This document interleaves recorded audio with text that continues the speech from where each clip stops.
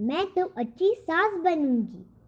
बात उन दिनों की है जब खुशी ने एक कॉलोनी में घर खरीदा था। सब पड़ोसी अच्छे थे। कॉलोनी की सभी महिलाएं शाम को चेयर डालकर बाहर बैठ जाती थीं और एक दूसरे के सुख दुख की बातें करती थीं। खुशी भी कभी कभी उनके पास बैठ जाया करती थी। कुछ आंटियां के बेटों की शादी हो गई थी तो वे अपनी बहुओं की बात करती थीं कि हमारी बहू तो हमारा कहना ही नहीं मानती, हमेशा बिना पूछे बाजार चली जाती है, कभी सिनेमा हॉल में चली जाती अपने दोस्तों के साथ और हमसे ज़्यादा बात भी नहीं करती। अभी तो हमारे हाथ पैर चल रहे हैं, अभी ये हाल है तो बुढ़ापे में ऐसी बहुओं से क्या उम्मीद लगाई जाए। उन लोगों में माया जी भी बैठी होती हैं। उनके बेटे भी शादी के लायक हो चुका था। जब भी कोई महिला उनकी बहू की चर्चा करती तभी माया जी उनके बीच में ही बात को टाल दिया करती थी और कहती, शायद आप भी अपनी बहुओं के से अच्छा बर्ताव नहीं करती होगी, तभी तो बहुएं आप लोगों का कहना नहीं मानती। देखना, जब मैं अपने बेटे की शादी कराऊंगी और मेरे घर मेरी बहू आएगी तो बताऊंगी आपको कि बहू कैसे रखी जाती है। मैं तो अपनी बहू के पूरे ख्याल रखा करूंगी और जो भी वो करना चाहेगी सब करने दूंगी। जैसा मैं अपनी बेटी को प्यार करती हूँ, ठीक ऐसा ही बहू को भी प्यार करूंगी, क्योंकि वो भी किसी की बेटी ही है ना। ये सुनकर सभी महिलाएं मुंह बनाती हुई वहां से ये कहते हुए अपने अपने घर चली गई कि जब तुम्हारी बहू आएगी तब देख लेंगे कि तुम उसे कितना प्यार देती हो।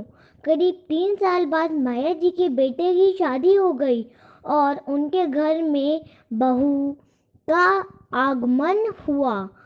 माया जी ने अपनी बहू के सम्मान में और स्वागत में कोई कमी नहीं छोड़ी। शुरुआत में तो दोनों सास बहू हर जगह साथ ही जाती हुई दिखती, कभी बाजार जाते हुए, कभी मंदिर जाते हुए, कहीं घूमने जाते हुए, हमेशा साथ ही दिखती। खुशी भी सोचती माया जी सच ही कह रही थी कि मैं बहू को बेटी जैसा ही प्यार दूंगी। सच में वही कर दिखाया माया जी ने और महिलाओं को भी माया जी से सीख लेना चाहिए ताकि परिवार का माहौल भी सुखमय रहे और दूसरे लोग भी प्रेरणा ले सके। और अब तो आस पड़ोस की महिलाएं भी कहती, सच में माया जी ने तो अपनी बहू से अच्छा तालमेल बना लिया है। चलो अच्छा है, लेकिन करीब 6 महीने के बाद ही माया जी के घर में भी हलचल होने लगी थी।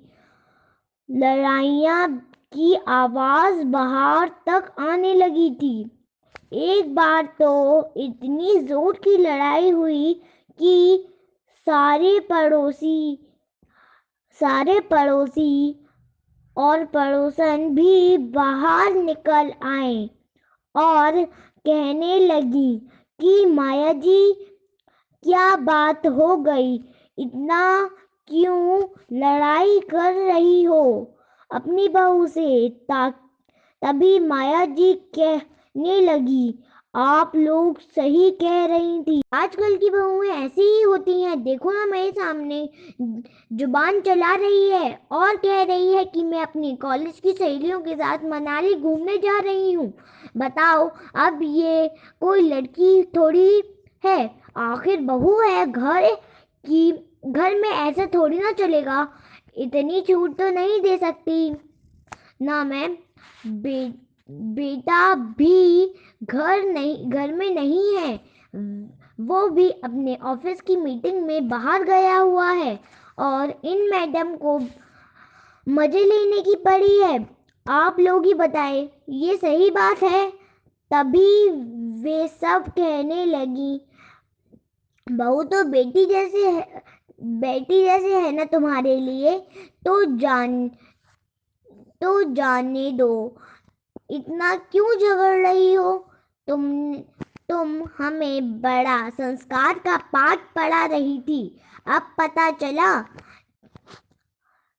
कथनी और करनी में बहुत फर्क होता है। माया जी, सच कहे तो भी अपनी बहू को बेटी ना बना पाई।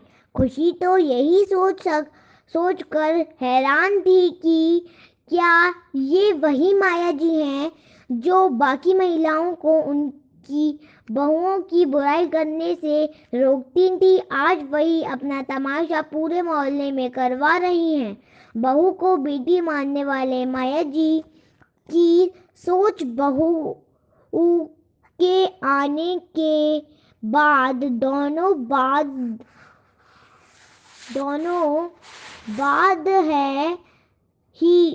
ही कैसे बदल गई।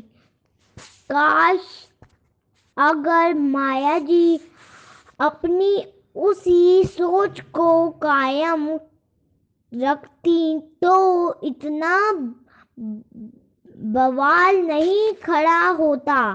सीख, बहुओं को भी बेटी जैसा दर्ज देने में क्या बुराई है। समय के हिसाब से चलना सीखें, जमाना बदल रहा है, अपनी सोच ही भी बदलें।